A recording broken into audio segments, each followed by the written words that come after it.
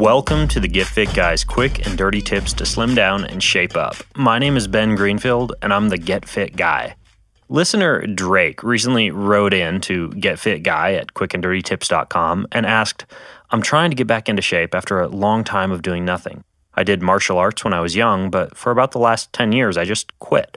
I'm now in the worst shape of my life.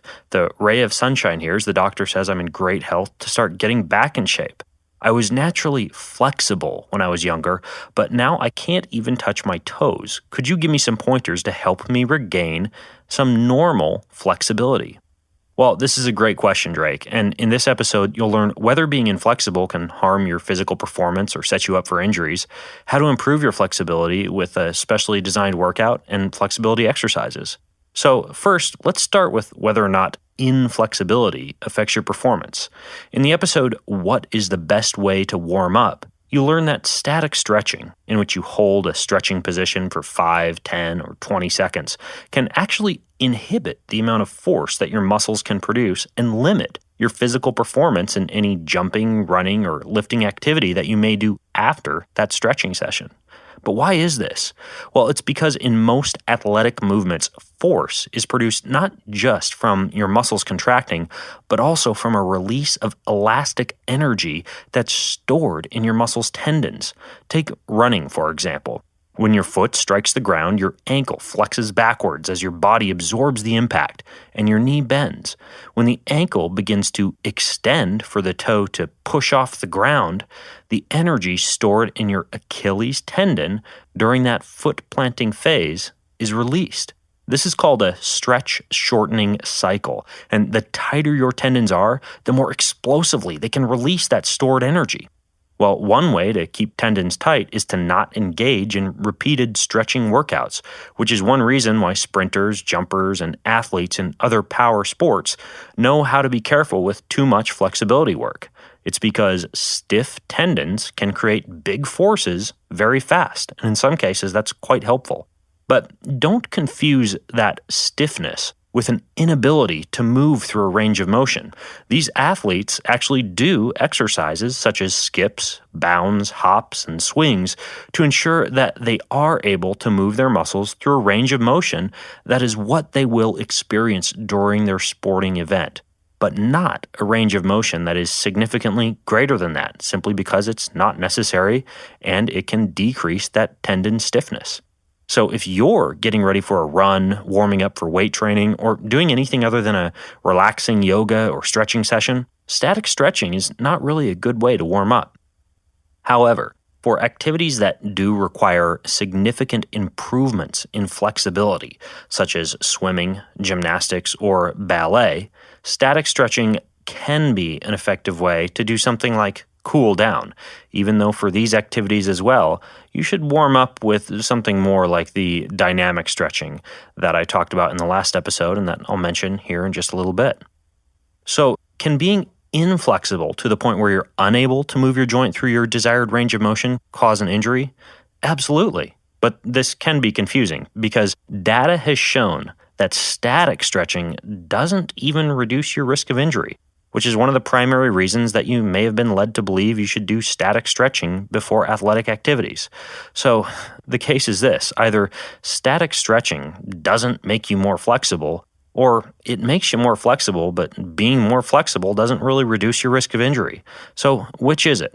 Well, fortunately, science has looked into this.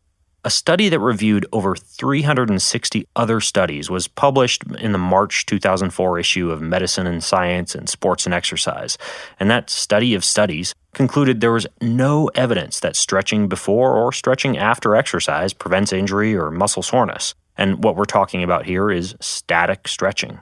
However, the study did conclude that stretching improves flexibility. However, that flexibility didn't really prevent injuries. As a matter of fact, one theory exists that suggests that increased flexibility may actually allow your joint to move into potentially more strenuous positions, resulting in subsequent soft tissue damage around that joint. So, what does this all mean? Well, it turns out that all you really need is enough flexibility to be able to move your joints through the same range of motion that they'll be moving through when you're performing your activity of choice, whether that's lifting weights, swimming, doing gymnastics, or playing basketball. In some cases, that range of motion is high and demands significant flexibility. But in most cases, not that much range of motion is necessary, and the type of arm swings, leg swings, and dynamic movements that I described in the episode, What is the Best Way to Warm Up? Those will suffice, and you can access that episode at getfitguy.quickanddirtytips.com. Now, what if you actually do need to increase your range of motion for sports such as swimming, gymnastics, or ballet, or you're not even flexible enough to move your shoulder through a push-up or your hips into a squat? And when you're dynamically stretching, it's just not doing the trick. Well, the culprit of this excessive tightness might actually be adhesions in your fascia.